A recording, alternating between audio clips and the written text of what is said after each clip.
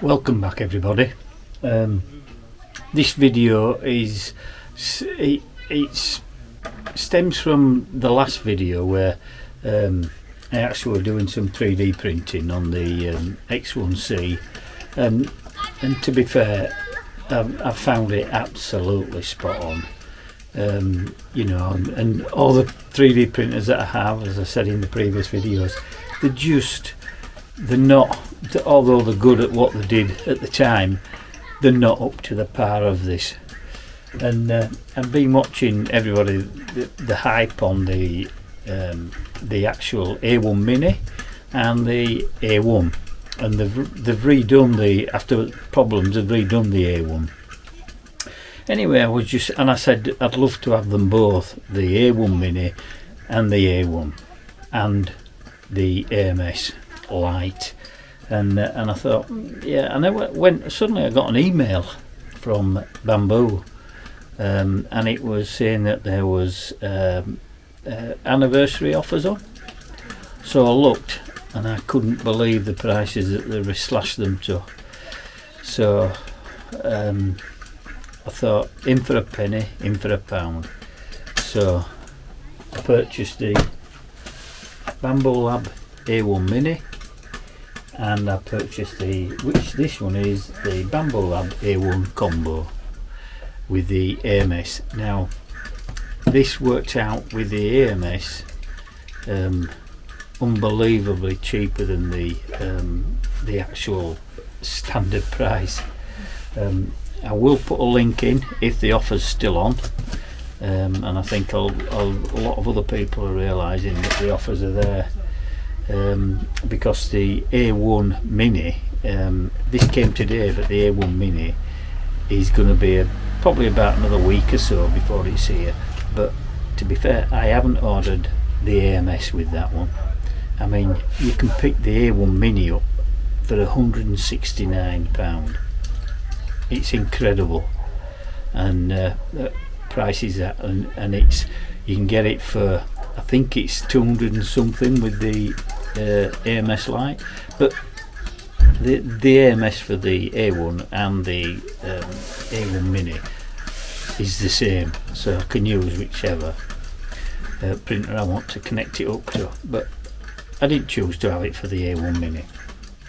But it's arrived. I've just cut the sellotape on the box, but it's not an unboxing this, because there's that many unboxings of the A1 combo on YouTube that I'm going to video it part of, but predominantly it's not an unboxing. It's just to show you that I did eventually get one. This is going upstairs in my office, along with the A1 Mini, and I can what I'm going to do is, with the later videos, is I'm going to do the same print on the X1, and I'm going to do the same print on the A1, and I'm going to do the same print on the A1 Mini, and see what quality all three are together. Because there's prints out, the videos out there that's showing the X1 doing a print, and then maybe the A1 Mini or the A1, but not all three with the same print. So I'm going to test this out. There's a lot of hype about them, and to be fair, the hype on the X1C is, well, it's one of those where the hype is right. You know, it's not trying to get you purchase something that's mediocre. That thing prints for fun, and the number of things that I printed on it and failures are just, well, touch wood, they're not there. I've done multicoloured prints. Yeah, it does poop a lot, does the X1C, so do these, but predominantly it's not for that. And I said that, you know, and I've got a couple of the printers going to a friend of mine. I'm going to donate them, and get him started. He can't afford one at the moment, so I'm going to help him out with it.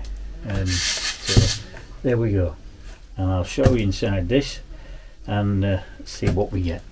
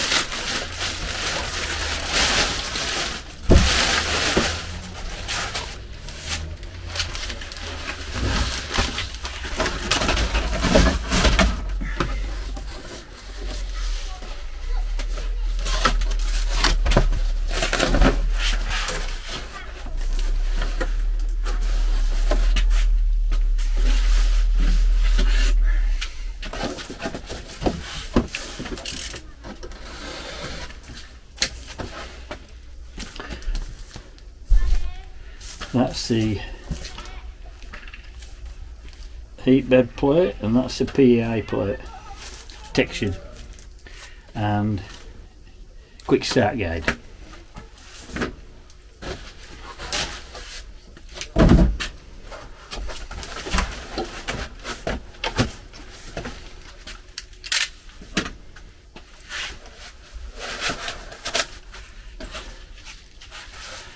These are the sample pieces of plastic for the filament, and this appears to be the toolkit. That's the kit that they do here. You get various ones. I don't know what will come with A1 Mini, but that's a mouse, which I will do. Toolkit.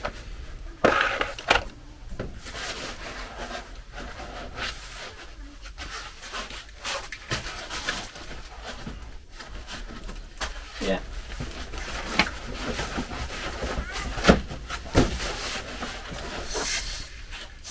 As you can see, the AMS is actually underneath there.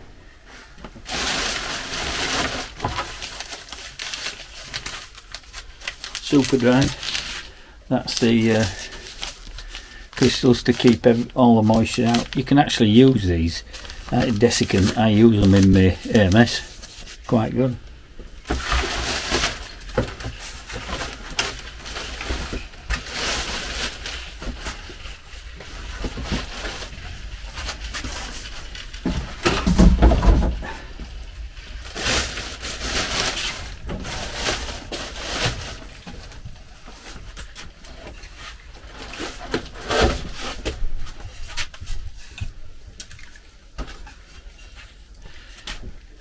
Top part printer frame.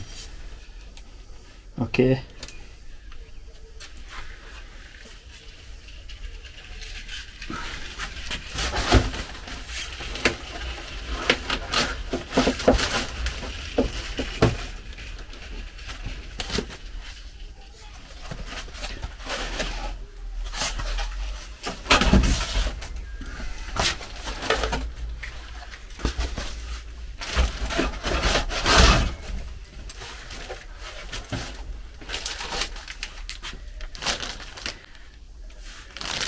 PTF tubes for your AMS and some filament.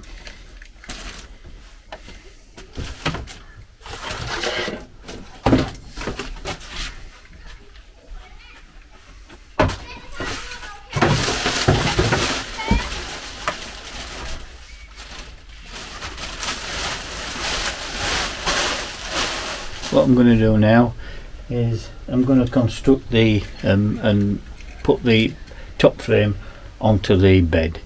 I ain't going to video it because there's lots of videos out there, so when you see it, it'll be complete. Right, there we go. That's the printer unit actually put together. It's taken me about 15 minutes. That's about it. Just make sure I have one screw over for what you use for putting in the base, connecting them both together, and you've obviously got the 4 screws from what you take out from securing the heat bed, the print bed. I'm hoping that this here is a little bit better once I've got the AMS cables up and running, but barring that, went together nicely. The updated, as you can see there, you can see that there, that's where it's all been upgraded. The connections in back of there where they're having problems with. Okay, we'll now go on to the put the AMS together. It's quite really well built, and it's, you can pick it up, it's quite sturdy. Yeah, you can see, and for as a bed slinger printer, the nearest one I have to it is the actual Anycubic Mega Pro that came with the laser. And as you well know, I changed the anti-backlash screws, or rather it didn't have them, I installed some, and that's a pretty good printer. It's nowhere near the speed that this can go at, but yeah, we'll go on to the AMS now light, and I'll show you that once it's constructed. Right, here we have the AMS light put together now. As you can see, it's quite well made. It took me literally 5 minutes to put together. 4 screws for the base to the body, and these just click in, and there's 2 green of these and 2 orange, and that you can put whichever orange one you want on the orange ones, and same with the green. So yep, that's all together. Next, what we'll do is we're gonna take this up into the office, and I'll set this up, and I'll show you it working. Right, we're back now. I'm up in the office now, and as you can hear, I've got the A1 working. I've done the scraper, which has come out pretty good, and I didn't expect it to do anything else. It's got the textured back because it's on the textured PI plate, and that's the unit for it. You see that? So I've got the emblem on the front, and it fits, not a problem. However, I have noticed, I'll show you in a minute, it's not a downfall as such with the printer, because a lot of people have plenty of space to put it in, but such as me, I've got a bench that's a set width, and I've got at the side of it, I've got the Anycubic Mega Pro, and with a bed slinger, what happens is you've got to make room for the bed to go back and come forward, so hence you've very rarely got anything in front of it. But at the back, if you've got it on a bench that's quite narrow, the printer might fit, but when you push the bed back to its maximum, then you've got a problem. Now I have a problem, and whether it's, I don't know what the A1's cabling was like before, that I don't know, but I do know the cable that they had the problem with was for the heat bed.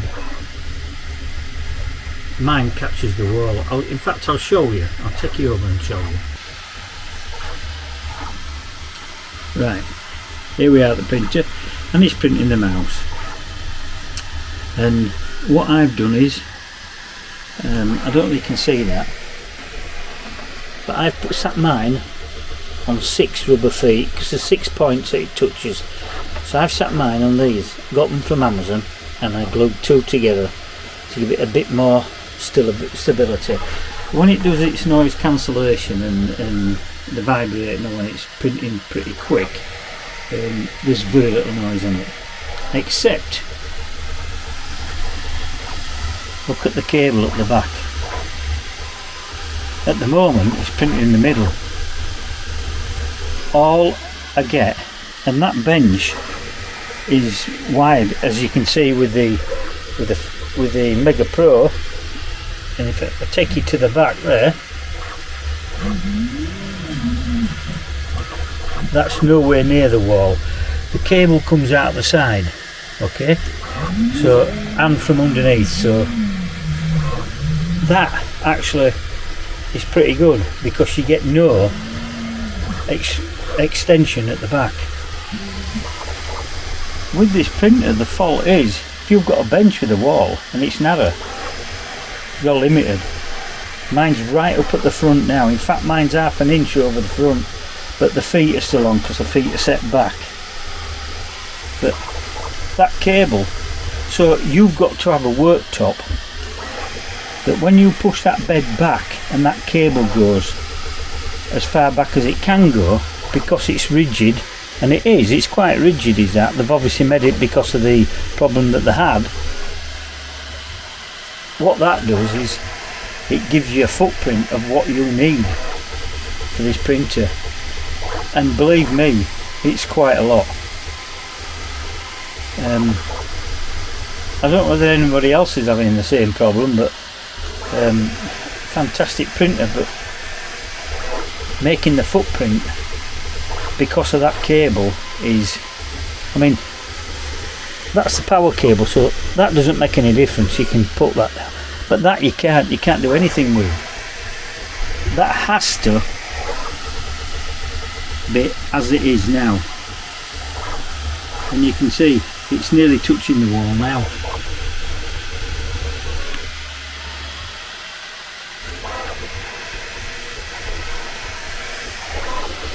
That's the print it's doing so far.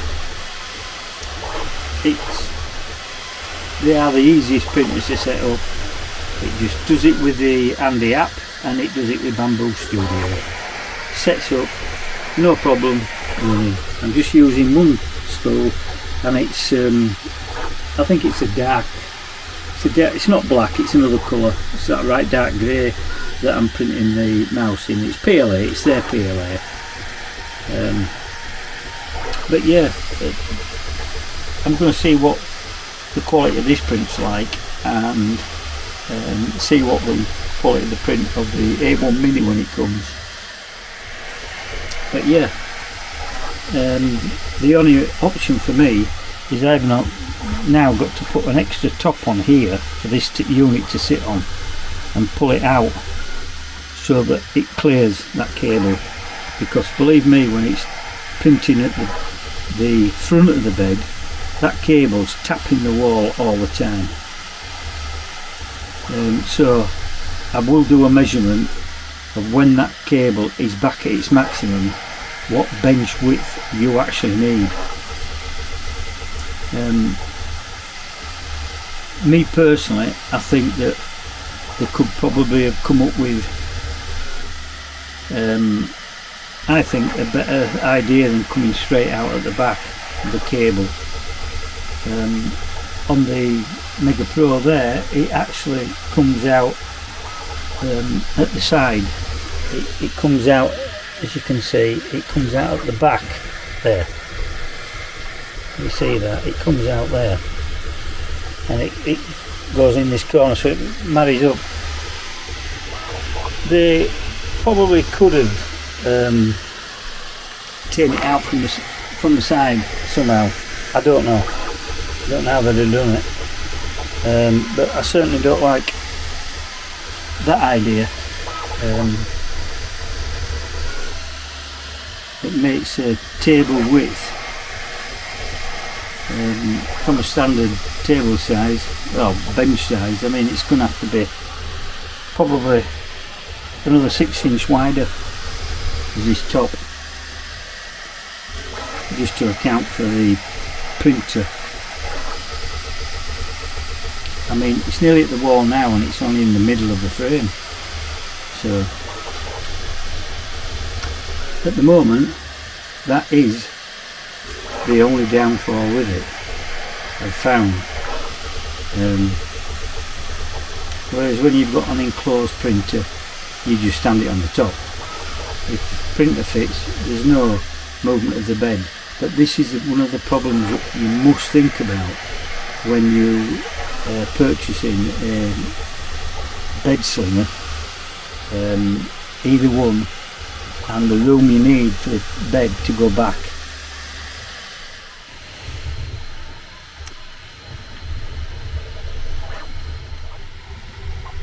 Right, here we are. I've taken this is the mouse, the wireless mouse that that I've printed off. Now it's printed that, and then I'm on now with the actual this is the cover that goes over the mouse. Now I've downloaded them off the internet. I haven't designed anything. It's what comes for the kit, and the actual filament I'm using, I've set up a profile, and that's the Anycubic silver, that grey colour, and it seems to be going through pretty good at the moment. I set the profile up in Bambu Studio, which is easy to do. You put the coding on this, and it gives you the presets for that particular filament, so it's not too bad. It more or less sets it up for you. But as I say, we'll see how the mouse kit goes together once I've printed the top cover off. The scraper came out pretty good. I explained earlier on in the video about the cable at the back, and as you can see, that's printed in the middle of the bed. When that moves here, when it starts doing its calibration and that cable's bent up at the back. And I measured last night, and believe it or not, in order for this printer to go on a table where, if you've got a wall at the back here, and I suspect a lot of people will have, you're going to need round about 25-inch width at least. Now I've got my Anycubic Mega Pro on there, and the cable does not touch whatsoever. I've loads of space. And what I say, this is a good printer, but I think what they've done with reinforcing that cable at the back, I don't think it's what I think it's done is made it even worse, stiffer. In that, it might save where it comes out the back, but there should have been, this could have been easily done by bringing the cable in out at the side here probably, and then looping it across and taking it to the middle. I mean, that's how the Anycubic does, and it doesn't catch, it doesn't snag, and I've printed loads off on it and it's never faltered. So to give you a cracking printer as this is, there's no mistake, and then to limit the size of the bench that you can put it on, I don't think it's particularly good. That's the only downfall I see with the printer at the moment. And as you can see, the base of that cable with the tag on, where they had problems, is flexing quite a bit, but they said they've cured the problem with that. But I genuinely think that cabling could have been designed better, so that you don't have that large overhang at the rear for the cable, and when it does print at the front and that cable's at the wall, it's hitting the wall. I can't pull it off the bench, and this is quite a wide bench. It's not a narrow bench, and I can get all my printers on what I have. In fact, originally I used to have the X-Max on here, and it used to fit spot on. There were no shelving above where I put my filaments on, but yeah, it worked really well on here. I've had my Zortrax on here, I've had all my printers on this bench, but yet this printer takes up so much room because of the cable at the back. And I think when they're designing such a good printer like this, that is, to me, unacceptable really, because not everybody's going to have a big desk to put it on with clearance at the rear. And I've cured the soundproofing with the pads. I'll show you the pads that I purchased. I'll put a link into them. These are the pads. I think I got something like 16. You can see them. There's 3 in that packet, like a foam pad, and they're curved. You can see the shape of them there. And all I did was put 2 together, a bit of super glue in between, and mounted 2 under each foot pad, which is, there's 6 on this, 2 at the back, 2 under the columns, and then 2 at the front. And believe it or not, the soundproofing, I get no trouble whatsoever with it. It's really good, cheap. I think they're about £6 for it. I can't fault the printer, same as the X1, but I can certainly fault that. You need a nice printer like this, and you have to have a tabletop 25-inch minimum, which is, to me, no. But we'll see when this finishes. Right, here we are at the finished item. I've been downstairs in the workshop doing a bit of a project, so I've just come upstairs. I've been about an hour and a half, so it's cooled down, and it lifts straight off. And this is, look at the finish on that. That's the, obviously, tree supports. That I didn't pick that support, it was done in the file that I downloaded off MakerWorld. So yeah, so I'm going to put that together. As I say, it's done a first class job. It's done with Anycubic silver, is that. I just made a profile for it. As I say, fantastic printer, well constructed, can't fault it in any way whatsoever. It's just as good as the X1C, but there's an issue for me with that cable at the back. It makes the footprint, and I'll just show you now. I'll take that off, pop that on there. If you watch that, right, it's up against it now. Watch it. Kinks it. In order to get that, if you're working on a workstation where you have a wall there, and you're limited to the room, then you've a problem, because that, when you're printing up at the front of the bed here, or it's doing its testing, this is what you hear. You hear that constantly. What I'm going to have to do, and I shouldn't have to do it, is to actually put an extended top on and bring the printer out considerable amount more. As I said before, the shelving were put up here for me filaments and what have you. I used to have the X-Max on here and it fit. But this don't fit. So and if you, as I showed you earlier, if you look at the cabling for the, I know it's a bigger bed but not much. Whoops, let me take that off. Look how it comes out at the side there.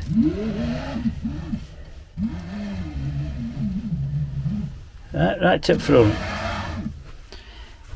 Why couldn't they have done something bringing it out at the side here? Because it's, you would have had here a space to have put it, to bring it out sideways and bring it round that way. So because it's at the back there next to the power cable, if you'd have brought it out the side here that cable would not have had to have been as long, because in order to reach round here at the front, as you can see here, right, if that had been round there, that cable would have been too long. So they could have brought it out at the side, and then that cable would have been, I reckon, another 2" shorter. So when you push it back, then because the cable's here, right, it would have tacked it. It would have still taken it round this side. But the designers, I know I can't keep it where it is. Right, here we are with the tape measure. As you can see, it's about 1/4 inch clear is that cable, so it probably do another inch clearance just to be on the safe side. And if you look at the tape measure there, whoops, let me get that back, you'd need 25 inch. Now that is quite a large footprint for a bed sling. Yes, you can get the bigger printers, you know, but I won't put it here if I got the bigger printer. But this isn't a particularly big printer, not for a bed slinger. That's right back as far as it goes, and as you can see there, it's just touching the wall. And I genuinely think it's a lot of the flexibility that's been taken out of that and reinforcing that's been put in to that cable at the back. And as I say, I get an awful lot of, the feet are overhanging here, so that's no good. I've got to push it back. So just one thing to think about. Well, that's a conclusion to the video on the Bambu Labs A1 printer. There's not much else to say about it. The fact that it is a very good printer, there's no mistake on that. It's up there with the X1C, and the downfall I found was the cable at the back. They had a problem with it, they sorted the problem, but in sorting it they made it more rigid at the back. So please remember to take into account, if you're going to put it on a bench top with a wall at the back, you must need a minimum space of at least 25 inch. It's alright, you could use it, it would work, and it was working when I tried it on a print, and when it did the calibration it did move back and touch the wall, did the cable, and it just moved the cable. But I'm not so sure, I'm not accepting that it you know, continually moving back towards the wall is acceptable. So no, that's the downfall I can see with it. So as I say, to please let me know in the comments if you've got this printer and you've had the same issue. If not, how are you coping with it? I'd like to hear your views, and always like and subscribe, and any comments that I get I will answer you, so I can't be any further than that. So until next time, from Tony's Top Tips Workshop, you be safe, you be careful, and bye for now.